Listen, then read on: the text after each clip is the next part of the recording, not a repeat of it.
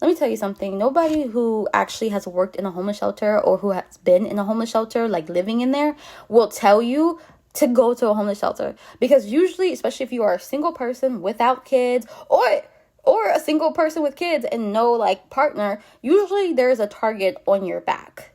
Okay? Ask a lot of people who's actually been in the homeless shelter. You're usually not going to get that much sleep because you know that there's a target on your back.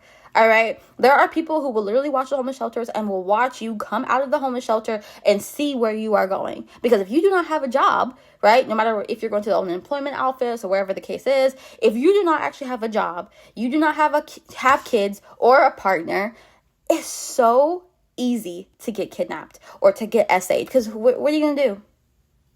No, like, let's be real. Like, what are you going to do? You don't, because let's be real. If you are already in a homeless shelter, most likely you do not have friends or a support system, period, right? So what are you going to do? They rely on you not to call on the police. They rely on you not to do anything because you're trapped and nobody's probably looking for you. And I just wanted to mention that because unfortunately, that may be your last end. And if it is, I would recommend not sleeping very well.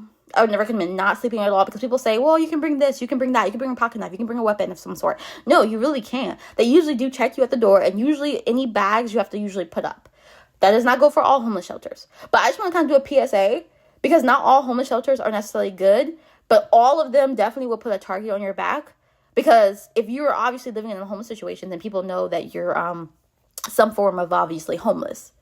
I just want to mention that, especially like as a young woman, giving, just go to the homeless shelter can be one of the most toxic advice that you can actually get if you're homeless.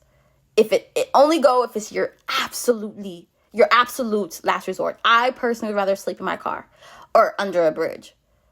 That's it.